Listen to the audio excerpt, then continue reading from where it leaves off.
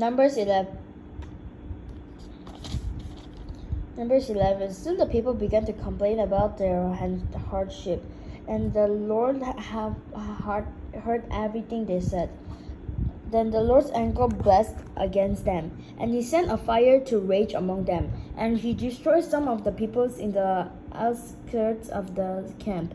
Then the people screamed to Moses for help, and when he prayed to the Lord, the fire stopped. After that, the area was known as Tabah, which means the place of burning, because fire from the Lord had burned among them there. Then the foreign rebels who were traveling with the Israelites began to crave the good eating of Egypt. And the people of Israel also began to complain. "Oh, for some meat," they exclaimed.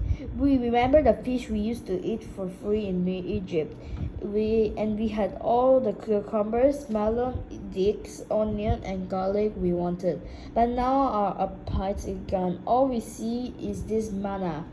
The manna looked like a small coriander seed, and it was a pale yellow like gum resin.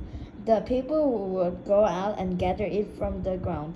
They made flour by grinding it, hand meal, or pounding it in mortars.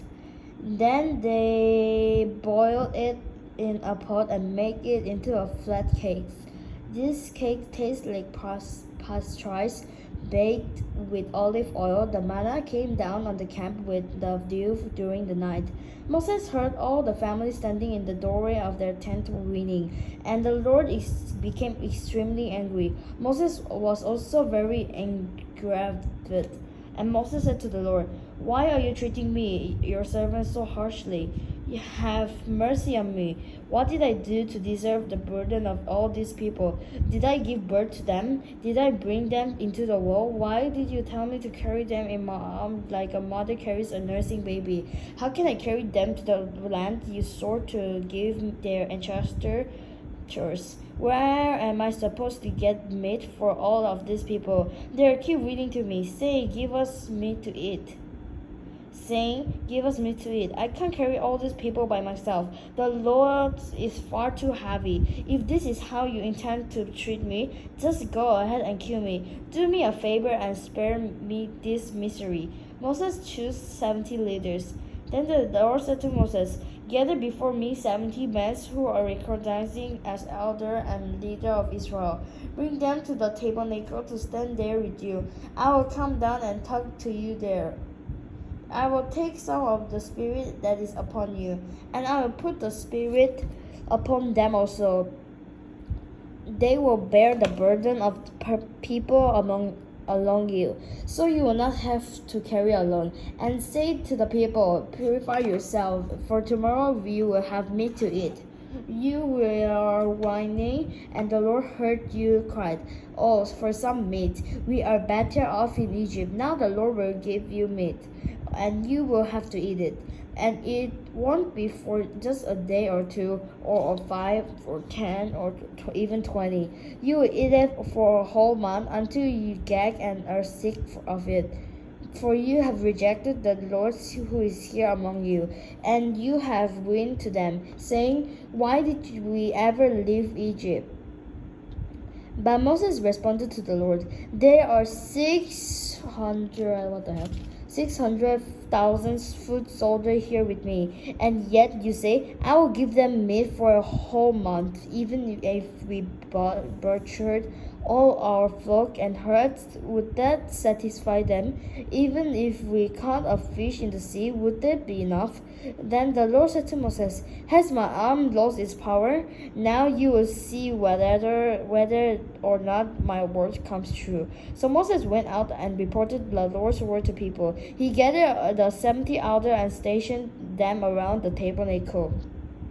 And the Lord came down in the cloud and spoke to Moses.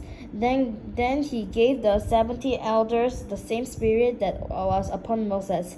And when the spirit rested upon them, they prostrate, but this never happened again.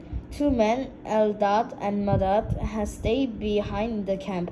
They were listed among the elders, but they had not gone out to the tabernacle. Yet the spirit there in the camp, a young man ran and reported to Moses, Eldad and Medad are approaching in the camp.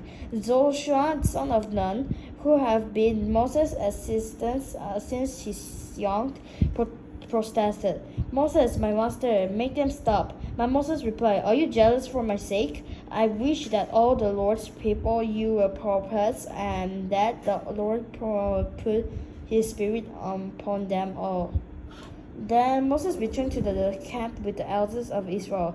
The Lord sent quail. Now the Lord sent a wind that brought quail from sea and let them fall all the camp. For miles in every direction there were quail flying about 3 feet above the ground. So the people went out and caught quail all that day and throughout the night and all the day next day too. No one gathered less than 50 bushels. They spread the quail all around the camp to dry it. But while they were gorging themselves on the meat, while it was still in their mouth, the anger of the Lord blazed against the people, and he struck them with a surfpotch. So what place was called Kibroth Hattaavah, that means grave of guilty, because there they buried the people who had carved meat from Egypt. From Kibroth Hattaavah, the Israelites traveled to Hazor, where they stayed for some time.